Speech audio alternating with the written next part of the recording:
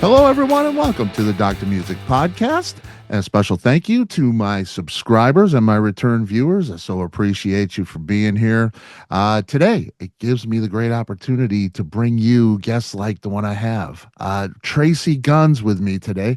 Tracii is a music veteran, more than 40 years in the business. Done records with amazing musicians like Michael Schenker, my Yeah, favorite guitar player of all time. nice. Nikki Sixx, Michael Sweet, so many more. Yeah, Tracii formed L.A. Guns in '83. In '85, the band would merge with Hollywood Rose to form Guns N' Roses, which Tracii is an original member of. yeah. Tracii would leave shortly thereafter, though, to keep LA Guns rolling, and they continue full steam ahead today, man.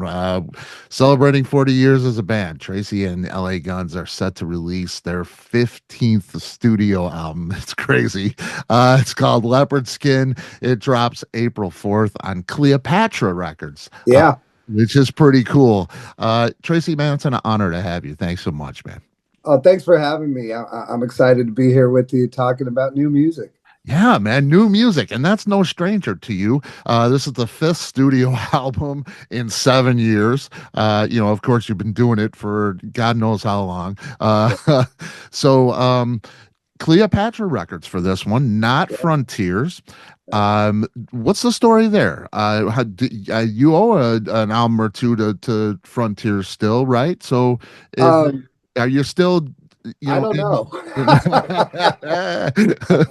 We should probably uh, look into that. yeah, there's a couple side project albums I'm probably required to do. I doubt it's going to happen, but we had a Wham Bam Thank You Ma'am 4 albums and a live album and a Christmas EP. We did a lot of work, for Frontiers, a lot of fun for ourselves.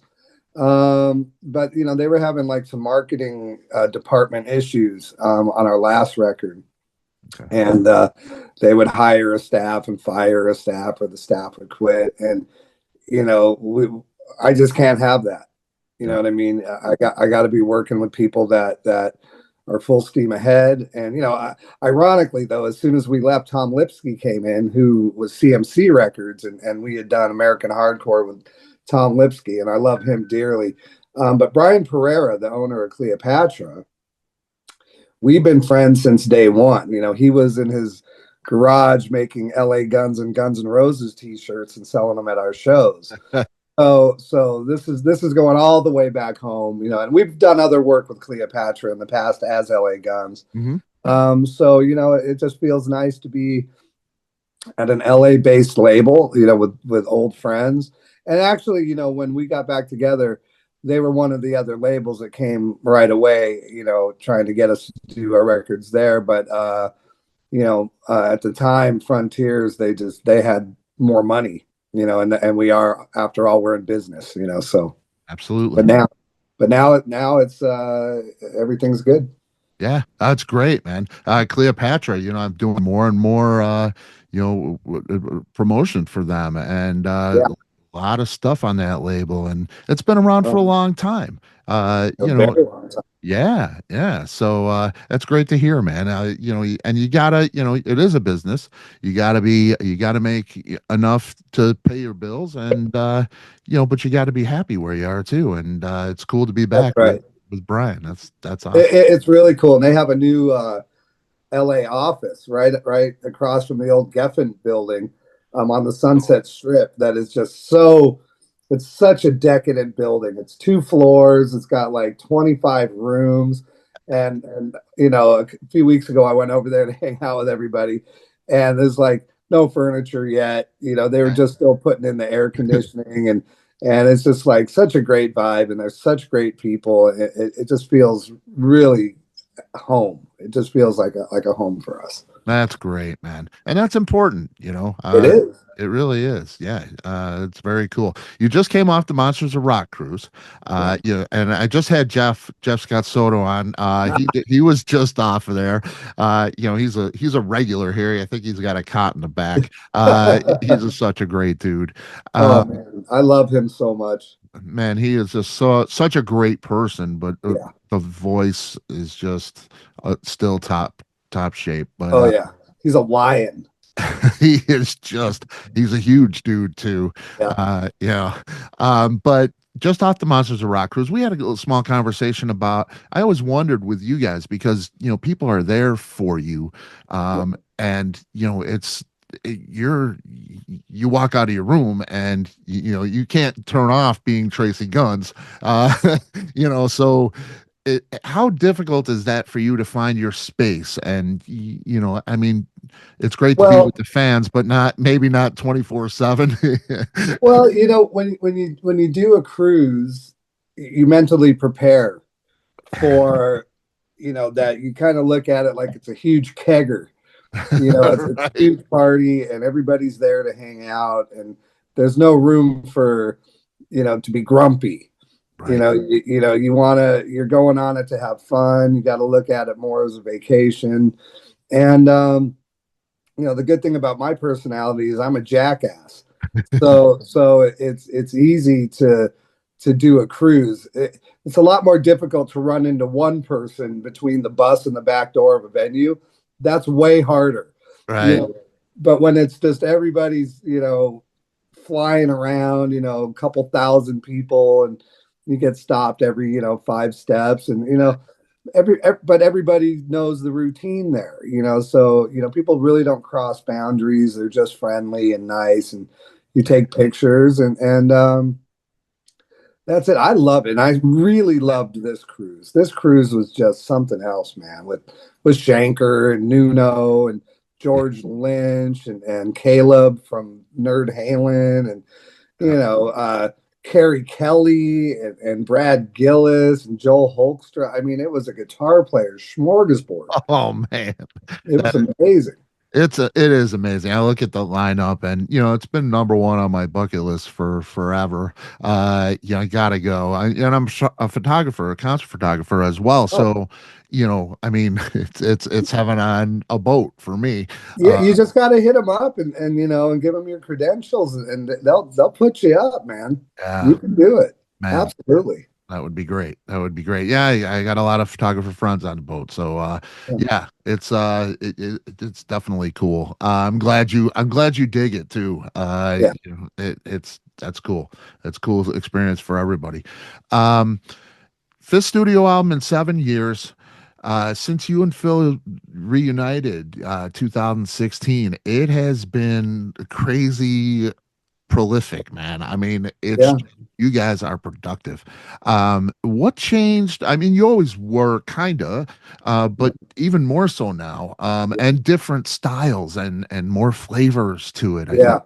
Yeah. What changed for you guys? Anything changed? Like, is it just getting older, more mature? Is it, a little less, uh, No, the problem that Phil and I always had is we always had fucking toxic people in between us, and that's a very common thing in this business where,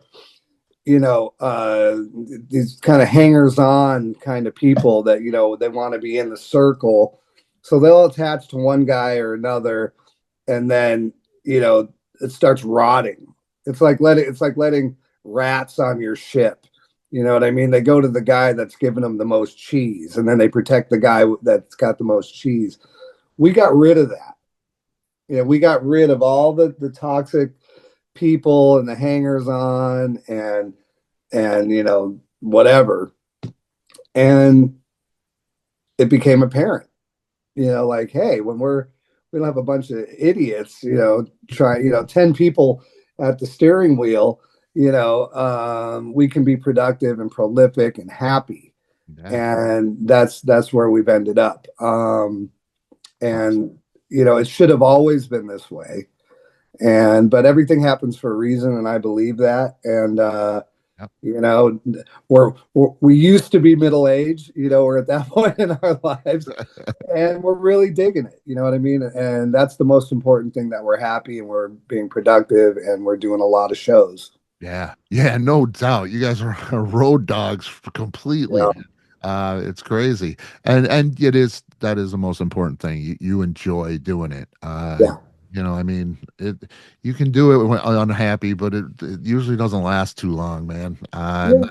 And the material's not great, if you're not a Right. happy guy. So, and this material is great, man. Thank you. The, the Thank you. the the writing process for you guys, has it changed over the years? Is it the same? Do you do it Well, the I same mean, way? I mean, it's always started with me coming up with the guitar parts, and making musical arrangements. And then back in the day, Phil would go, you always give me jazz. That was his big comment. Like, what am I supposed to do with this? And he always did do something great with everything. Right. And it's not much different now, except that Adam Hamilton, who's our studio drummer, he and I really put almost 100% of everything together. Even the stuff that Johnny or Ace bring in has to go through me and Adam Yeah. to flush it out and do that stuff. So it's a very streamlined process now, where I get a deadline to turn in an album. I freak out. I sit and stare at the tape machine, for a couple hours, and then eventually something pops. I send it to Adam. He sends me a drum track, and then it starts. It's like, I pull the drums up, and I'm like, this is great. That's And I great. just start riffing out, and then Adam and I will talk after every couple songs, like, you know, what do we want to do? This went this direction. What direction do we want to go? So it's really like this puzzle now, of 10 Yeah. or 11 songs, and making sure that everything isn't in the same key, everything is in the same tempo. You Yep. know what I mean? Yeah. Excuse me. And it's really fun. And I've been doing it this way since 2012 with other projects, all kinds of Yeah. stuff.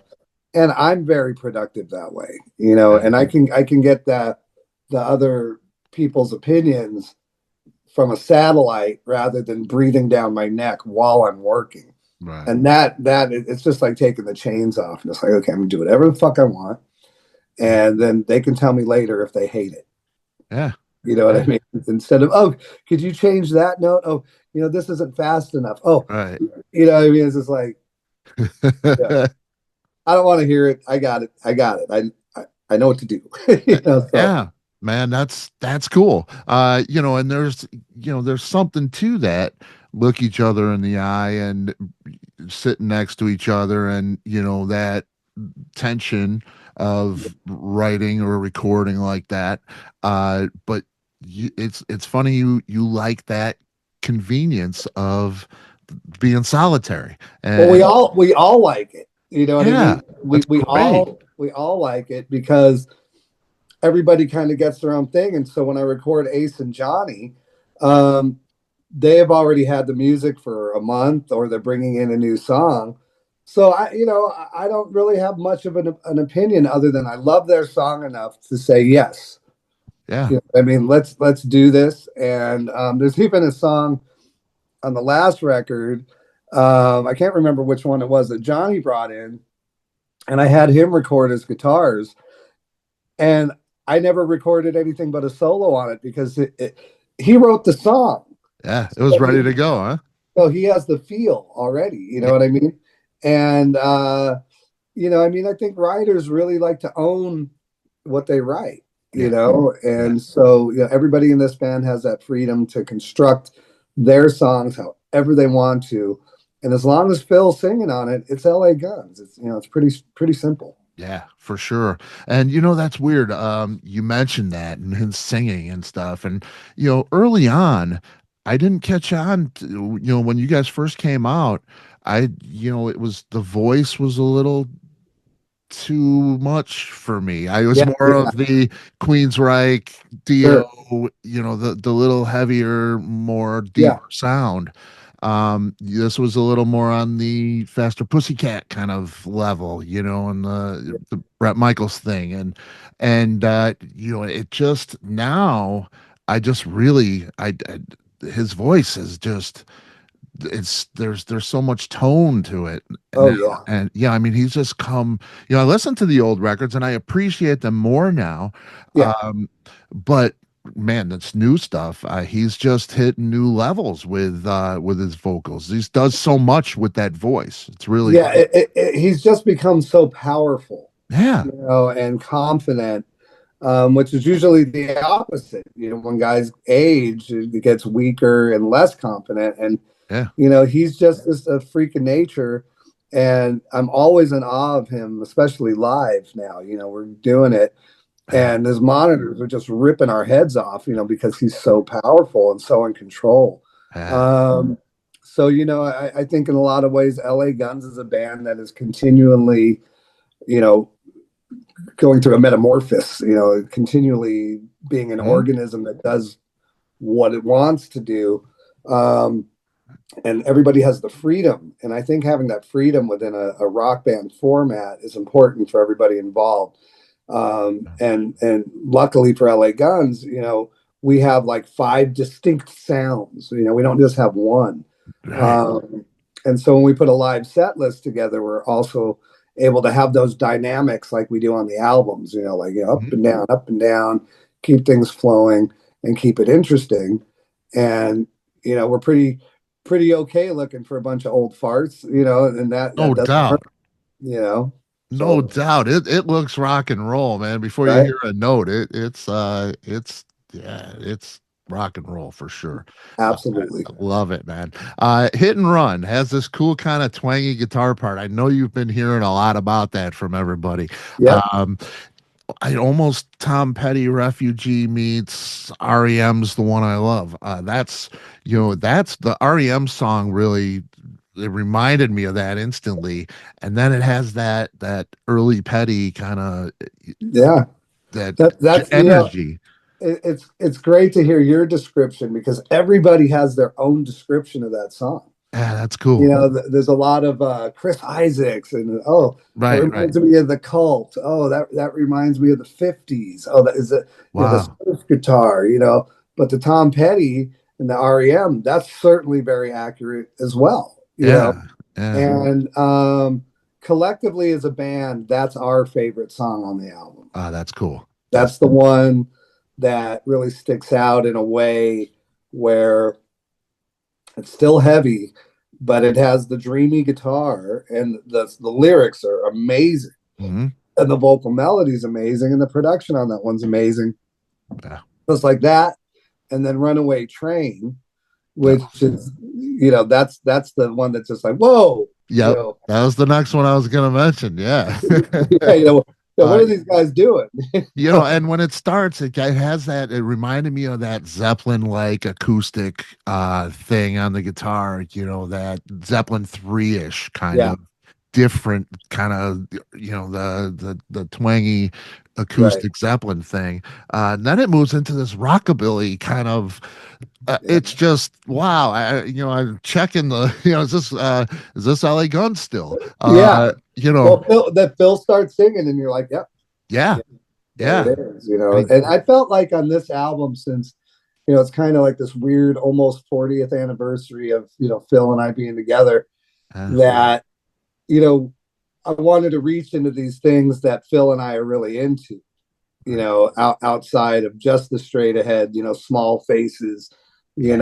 kind of Def Leppardy, early Def Leppard thing that we do really well, Mhm. and get into some of this other stuff and celebrate those types of things, and those are things we love and we're also good at them. Yeah, So yeah, we did it. yeah. And it's great, man. It's a fun record, and I love records. I'm an old school guy. Yeah, I like a record that takes me on a journey, and it has ebb and flow and peaks and valleys, and the sequencing is right and all yeah, that stuff. And that is this record for yeah. sure. Yeah. Really cool, man. Could you have written songs like that in 1989? I Yeah, mean, I feel like, yeah, I feel like the band has come so far in growth, in yeah. songwriting and playing. But you feel like you could have done that in '89? Oh yeah, yeah. Because well, maybe not so much in '89, but definitely by Hollywood Vampires. It was Okay. like that's when we did a big shift. That was the first time we did a big shift, and we have a kind of rockabilly song on there called Snake Eyes Boogie, and then a '50s kind of thing called I Found You. Hmm. So it was starting to rear its head then, and that was a very different record. And so this album, in a way, is much more like Hollywood Vampires than any of the other records we've done since then. Where Right. it's a little bit more based in 50s and 60s, kind of up through the 70s, and just that mentality. And like you said, putting a track list together that makes it an album. Right. So once you get used to the album, you know what's coming next. You get excited about it, or it's like, I hate that song, and you get past it real quick. But it's definitely, we're an album band. You Yeah. know, that's why we don't really do one-offs. Like, a lot of people do one-offs now. They'll Yeah. write a song or two and they'll pop them out there, and Yeah. that's awesome. But for us, we're an album band, and because we like to get on the bus when it's done and put it in and go to our first gig and listen to our new album. Yeah, man, it's great. I mean, I love that. Like I say, I'm old school, and that's my thing. Um, I noticed in the liner notes you play a theremin and a Mhm. mellotron, Yeah. which is really, see, I love that kind of shit too. It's really cool. I go to see Tesla, and Frank comes out, he's got a Yeah. theremin. It's like, who does that? That's so Yeah. cool. Oh, that's Uh, the other guy. Him and Dave Rude. They were on the boat. Tesla was on the boat, and they're yeah. just mind blowing, man. So good. Man, so good and so cool too. Those guys are great, man. I love those guys. And Hannon has a new solo record out, which is very much along the lines of the stuff we're talking about. The hit and run and runaway train, where he's doing Uh, kind of like a really rockabilly kind of sound thing, and it's killer. Man, yeah, I have to have him. He's been on a billion times too, yeah, I love that guy. He's just, Yeah. you never know what he's going to come up with, and I love that. That's Oh, cool. and Chris Holmes was on the boat. Yeah, how was that wild, It was man? amazing. Amazing, man. So good. Man, really? See, and I always wonder. I wonder about Chris. I haven't talked to him, and I don't see a lot from him, and he's kind of in the shadows, and I know he's Yeah. had some health issues. So I worry about how he's doing and everything. But yeah, I saw a few pictures of from the boat. Man, he looks great. He looks great. He's playing great. He's in a great mood. And That's his great. wife, Sarah, who's also his manager, she's Yeah. awesome. And they were really social, and he was doing the gigs and tearing it up. And yeah, it was a good vibe on that boat, man. I love it, man. I love it. You produced the you've had many albums that you haven't produced. Yeah. Um, are there specific times that you ever prefer to have somebody produce it, or do you always like that control? I mean, I think unless it's somebody that I admire, to like some ridiculous degree of education, and it would be more on the engineering side, somebody like Eddie Kramer, you know, Right. Glenn Johns, and of course Andy Johns has passed away now. He did our Waking the Dead record. I learned from those guys. Yeah. So Crazy. it's like I got and Adam too, Adam Hamilton. Those are our guys, and Rick Rubin. I learned a big lesson from him and George Drakolius. We started working with them twice in the old days. And, the cool thing about those guys and their kind of theory is that, if the band is great and the songs are great, put microphones in front of them. It isn't about hacking up the songs and changing parts and, boosting the choruses. It's about Right. creating an art project. Yeah. And I really learned that from Rick and George. And then Andy Johns and Eddie Kramer they had a little bit of ideas here and there, musically, but they were really well versed in classic rock. You know what I mean? Like these guys, Eddie Kramer. I mean, come on. right? And so like, I like working with those guys for those reasons. But at this point, I can handle the job, and it makes it, again, another level of hobby, where it's a Right. hobby, constantly learning, constantly bringing the levels up, and trying things. And I mean, I'd be doing it anyways, Yeah. even with, if Rick or George came in and said, "Hey, I'm producing this record," I'd be like, "Great." And they'd sit on the couch, and then I go too far, and they go, "No, no, no, no," and that would be about it. So I always welcome it, but I also enjoy doing it on my own. Yeah. Yeah. I would imagine so. Like I said, I'm a photographer. That's kind of like shooting a show and handing my card to somebody to do the post production on it. Right. They're going to crop it differently. They're going to lighten some things that I wouldn't. It's just going to be a different, maybe not worse or Right. better, but just different. So yeah, I like that control myself. Well, I So, mean, the thing is, my influences are very typical. I love the Beatles, I love the Stones, I love Led Zeppelin, I love Ozzy Osbourne, Randy Rhoads, Van Halen. mhm. Those are and the Eagles. So if those are my favorite bands and my favorite music, well, it also happens to be the biggest selling rock music of all time. Right. So those are my tastes. You know what I mean? So if I'm writing songs and I'm using all that as my encyclopedia of what I've learned, then I'm going to come out with something that's going to satisfy me. And by satisfying myself, there's a pretty good chance that LA Guns fans are going to be like, "Yeah, this is great." Yeah. So I just don't second guess myself. I don't ever second guess myself. That would be tragic, but I do spend the extra time, after a song's done. I will spend, anywhere from 5 minutes to an hour really listening to it. Is this as good as I think it is? Does it need something a little special here and there? Right. And if it does, I do it, and if Yeah. it doesn't, I leave it alone, and that's it. That's cool. Not everybody has that skill set for sure. People mess No, with stuff and screw it up. It's yeah, but I can't do anything else good in life. So it's like, that's I can okay. I can work on hot rods and guitar equipment and write and record music.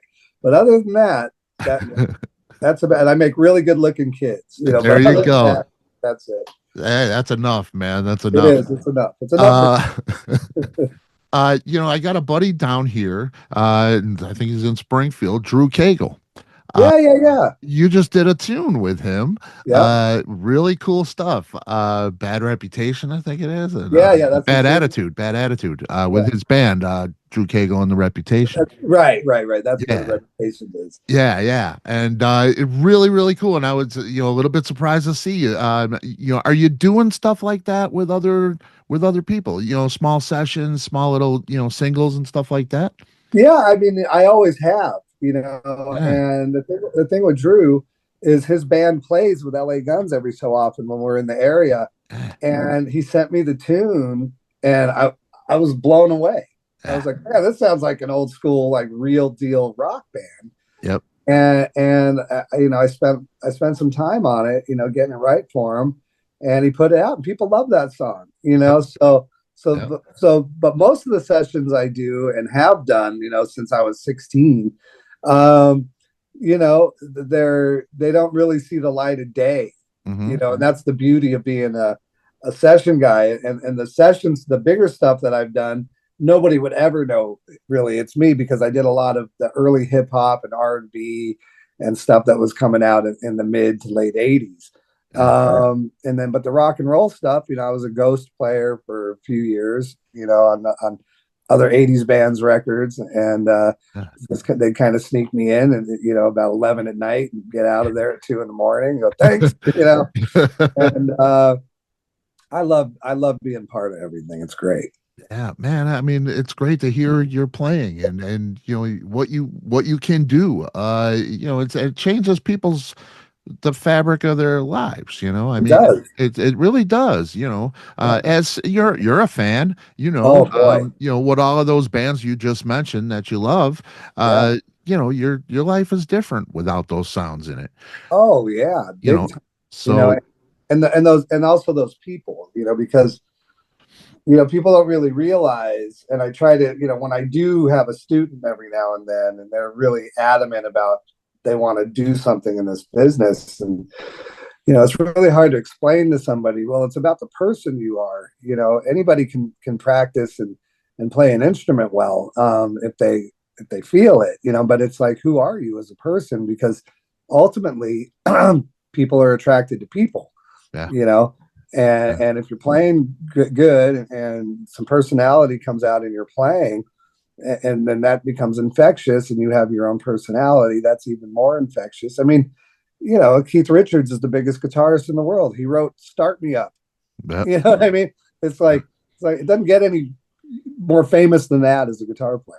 right, right. Yeah, it's crazy. Um, you've done so much, all of the stuff that you've done in your life. Can you pick a piece of music or a song that kind of defines who you are? Like if I work with young kids, maybe never heard you. What would be if I could play one thing for them, what would it be? It's funny. I'm going to say this because in a lot of ways, it's a very defining sound when casual fans, they think I'm a heavy guitarist, and like, so "Shut the Fuck Up" by Brides of Destruction, Right, right. that really kind of ties my heavy music together in a way that is very pinpointed and very definite kind of a thing. But on the flip side, you know, probably like Magdalene from Cocked and Loaded, that has all these big open chords, kind of like the song we were just talking, "Hit and Run." Like, that's Yeah, a big part of my guitar personality. That's not in the forefront, right, right. because the aggressive stuff is always in the forefront. Jimmy Page, it's "Whole Lot of Love" and "Good Times, Bad Times," but he did all that stuff, Yeah, but you still define him with the heavy distorted guitar. right. Right. Yeah. Yeah. It's pretty cool that, and I think that's why the music works so well is because you're not just a heavy player. You're an all around player, and incorporating all of that into the heavier stuff is really Yeah, what makes it tasty. I think so. But I'll tell you something. The heavy stuff is the most fun to play. Yeah. I'm going to go in the studio later today, and I have to record something for somebody. And the first thing I'm going to do is I'm going to go,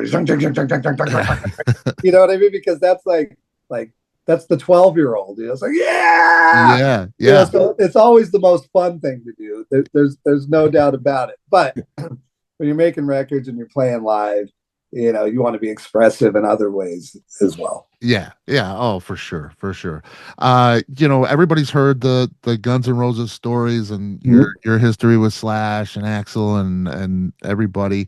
Um, I'm not going to touch too much on that, but I will ask you, um, if Axl or Slash called you tomorrow and asked you to do the tour with them, and you had the time, Right. theoretically, is that a gig you take? I think I might. I think that it might be musically awkward for a minute, because Slash and I would be right back in high school. Well, Right. I'm going to do this solo. Well, no, dude, I wrote that solo. Yeah, but I'm not here as a rhythm guitarist, bro. So it would kind of bring us to that that weird, we're at a party jamming kind of thing, which we've done, 20 years ago. Slash and I jammed a couple times. Hey, But I don't know. I don't really know what purpose it would serve. If it was kind of like a Guns N' Roses farewell kind of tour kind of thing, I mean, I'd much prefer to have LA Guns open. You okay. know what I mean? And then maybe Yeah. get up and play a song with Guns N' Roses or something like that. But I'm not known for Guns N' Roses. I mean, it's my name, but nobody went to the Appetite for Destruction tour and saw me play guitar. So Right. people don't really equate me with the band that way. But Yeah. I mean, that being said, there's not a lot of cool rock bands that I would say no to anyways. I Yeah. mean, I love to play guitar. Yeah, and that's just so awesome. I love to hear that. It's funny. I talked with Michael Wagner many years ago, and he told me he was offered that gig to produce the record, and he turned Yeah. it down because there was too many drugs, and he's like, Yeah. he regretted that. He said, Well, I mean, I don't know. I think that, at the time, and we're talking about drug use and drug abuse, yes, Guns N' Roses definitely had some issues, but I don't believe that those issues were a problem in the studio per se. "Yeah, I think that's pretty obvious." Yeah, you know what I mean? I think that Yeah, they weren't like doing dope together necessarily. It was more like people went astray and did, stupid. They made mistakes. right. And I think at that age, in our culture, and then becoming popular, and then wanting to be cool with the cool kids that are 5 years older than you, Right. that they got involved in stuff like that.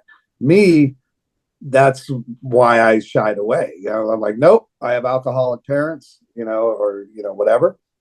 Mhm. I've seen this movie already at 18 years old. I'm not interested. And but so yeah, and Michael Wagner, I love him, and I love him as a producer. He tells little stories. Yeah, and he's worked with many, many, many, many Yeah. people. So I'll tell you who one of my favorite people is Alan Niven, yeah, who was Great White.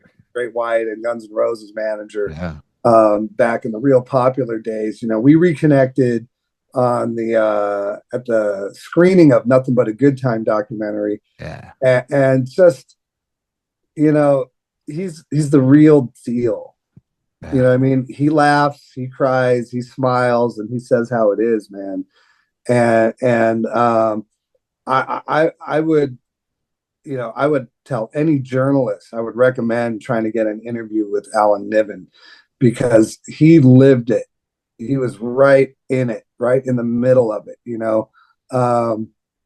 and saw the good, the bad, and the ugly, and did real well with the good and the bad and the ugly. Yeah. And he's just such a beautiful guy. And but I don't think people have heard his story enough. Like, Yeah. he really been there as a manager and as a producer. Yeah, well, and as a songwriter too, isn't he? Yeah, yeah. I mean, that's just I was watching the documentary, and I had known he was a big part of the Great White story. Oh yeah, On managing and the producing part of it, but he wrote some of the songs. I was like, yeah, who is this guy? yeah. He's a freak of nature. It's just Well, he's really, kind of the guy that you call the handyman, right? Oh, I got this is wrong and this is wrong. And Alan Niven, he kind of walks in with a big leather bag and says, "I'm going to fix all this." right. Wow. Right? That's the best way to describe him. And they rented an amp from me in like 91, 92. I'm not sure which Great White record it was, but he knew I had this Bassman, and he really wanted it for that album. And so they came and they grabbed. I had a bunch of Fender amps, Tweed Fender amps, and they grabbed them. But I knew that they were going to use the Bassman because it's the one of the greatest sounding Bassmen. So Niven calls me on the phone, and I think at the time the amp was worth like $800 or $900. They weren't through the roof yet. And Alan calls me and goes, "Tracii, I've got to have this amp." And I'm like, "Oh no, no, no." He goes, "Everything has a price." And I go, "No, I'd have to get at least $1,200 for that thing. No way." Never saw the amp again, but I got a check for $1,200. He's just like, "Well, that's what you said." And I got all the other amps back, but then I got the check for $1,200, and I just saw him at that thing. And I said, "Where's my amp?" He goes, "Do you really want it back?" I go, "No." He goes, "Well, I know where it is." And I was like, "Oh, really?" So it ended up in good hands with somebody, but yeah, I mean, I was always, there for kind of everybody behind the scenes because I did have an incredible amount of equipment, and Tom Petty rented my theremin, for a couple of weeks on one of his records, and it was like cool stuff, like Yeah. a lot of cool stuff has come through, It- the desk.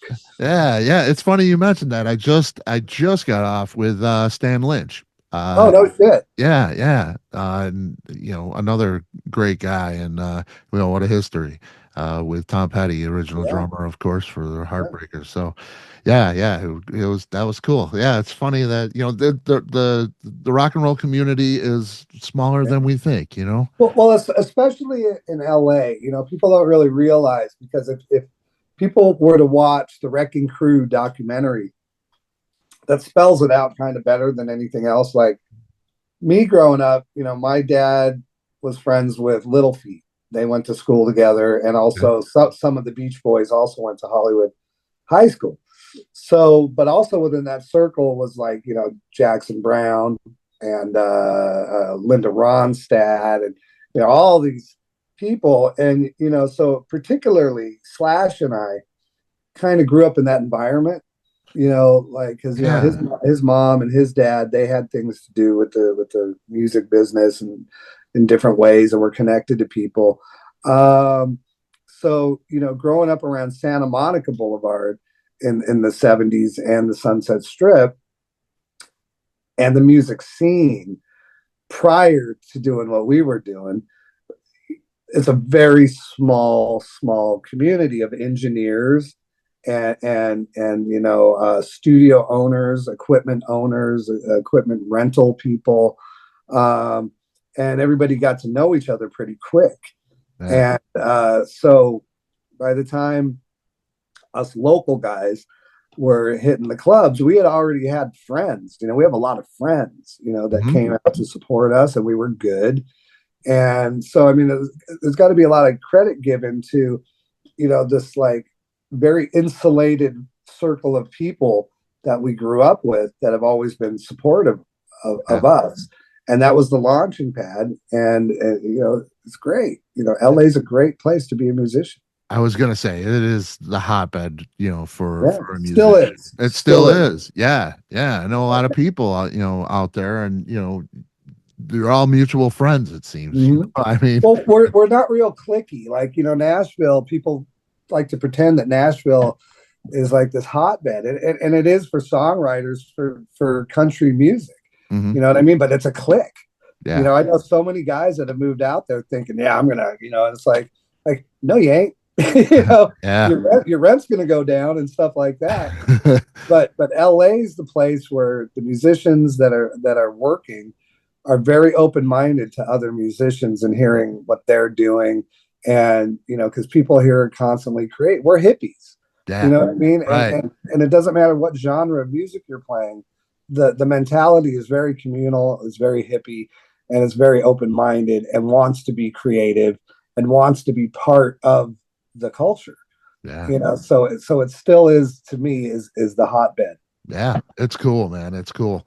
One thing about LA Guns is it stayed consistent where, I look at bands that have been around for 25 or more years, and they're either a hit kills their soul, Right. where, you know what I mean, where they get a hit. And I just had Herman Rarebell on from Scorpions, and he left. Herman the German. Yeah, Herman's a German. And we talked about Wind of Change, great song, socially conscious, all of that. Yeah, Killed the band though. Because Klaus wanted to write more songs like that. sure. And he didn't, and we didn't. I didn't. A lot of Scorpions fans didn't want to hear Wind of Change over and over and over. Right. So it kind of killed the Scorpions we know and love. Mm, And they're coming back making great music again, but yeah. it did for a while, and that's happened. I see that so much. Whereas bands have a hit like Ballad of Jane, Mm. and it could have killed the band. It's Well, let's write that 6 or 8 times for the next record. right. I Was mean, that a temptation for you? Was there pressure from the label? well, there was pressure from Kovac, our manager at the time, because he's the radio guy. He's an amazing radio guy. And he really wanted that song at that time.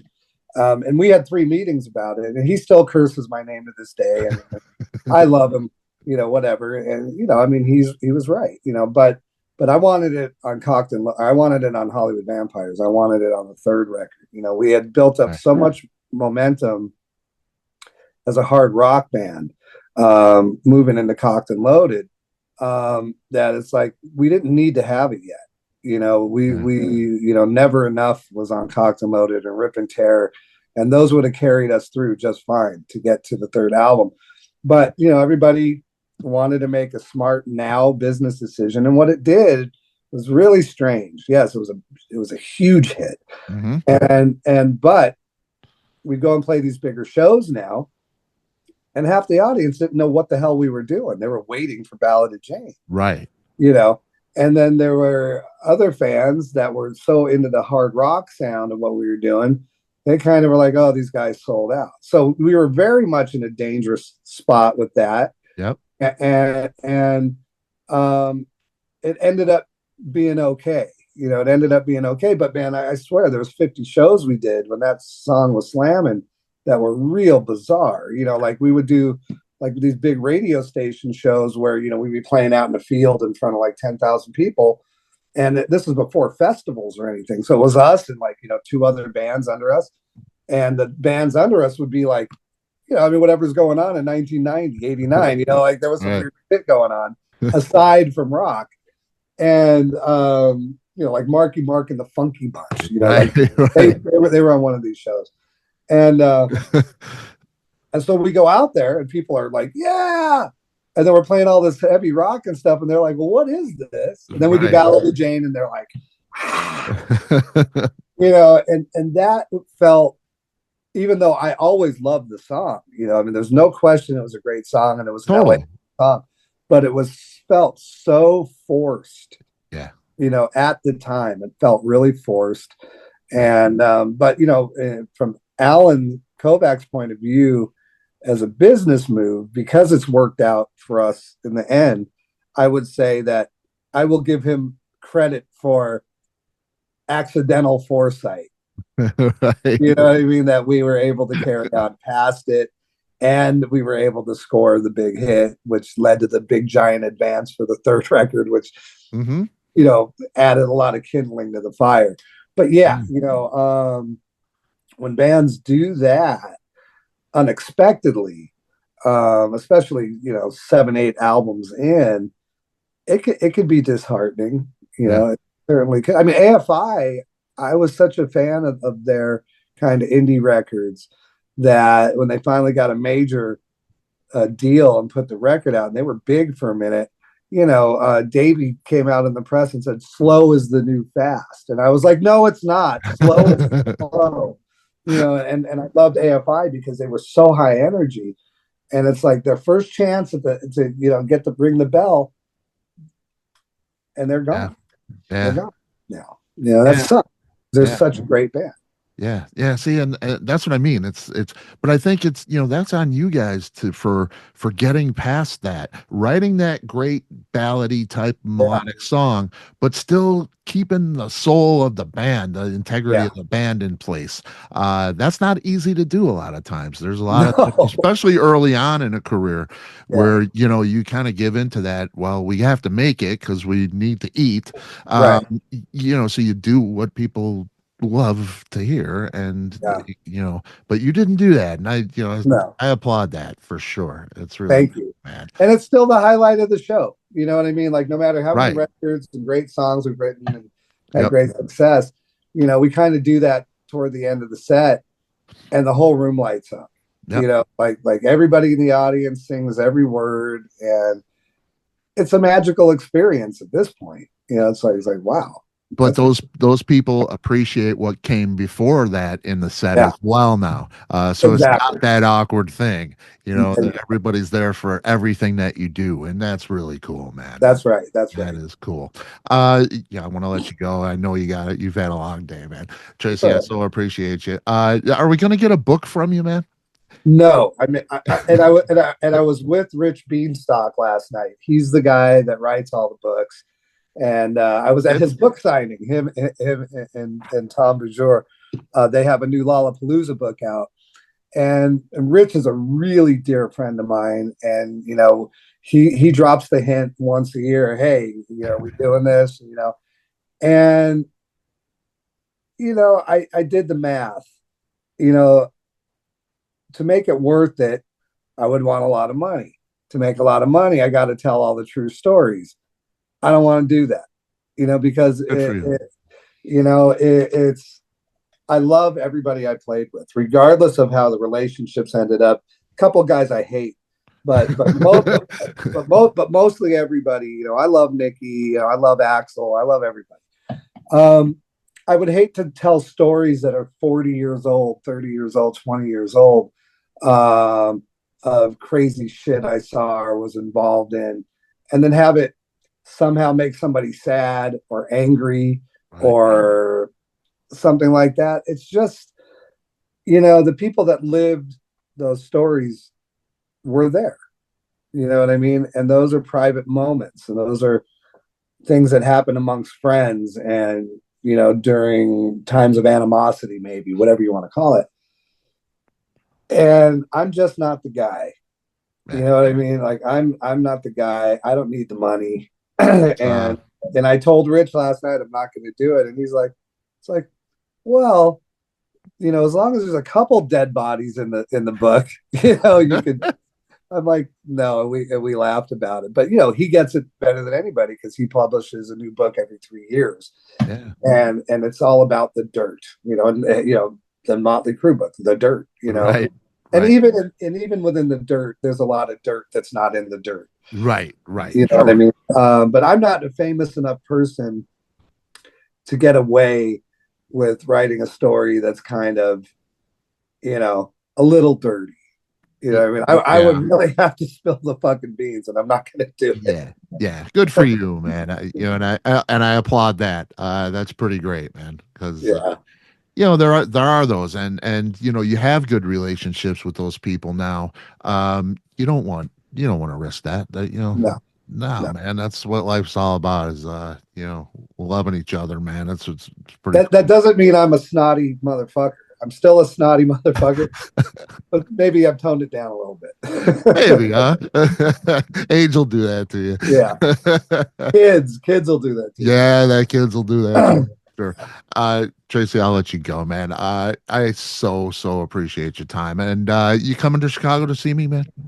Yeah, that's funny because we don't have the big cities on the dates yet. Like New York City, some other ones like that. They're coming. Right. Okay. They're coming. And and everybody, like there's a lot of excitement around the band right now. We're posting all these dates like every 2 or 3 days. And a lot of them. And of course we get the, hey, when are you coming to North Carolina, South Carolina, here, there, and everything. It's like we are.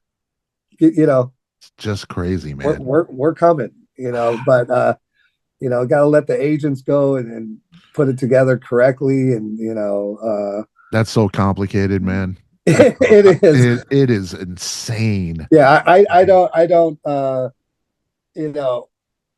What's the word? I have a lot of compassion for agents, because they get a bad rap, and at the same time they're really doing complicated math with routing and money and all this stuff, and it's just. But for us, we got a good one, great management, great publicist. We just let them do their job. And we do the little posts on the thing, and then people know, and then we go do it. Yep. It seems so easy, man. Yeah, when you get rid of crappy people, it is. Yep, there you go, man. Tracii, it's great to see you. Great to hear you on this record, man. Always great to have you around, man. Thank you, so appreciate you. April 4th on Cleopatra Records, man. We got Leopard Skin. Check it out. There'll be links to all of that stuff in here. Cool. Let's do it again sometime, man. Absolutely, man. I appreciate you, man. Peace. All right. Take care, bud. Later. Bye.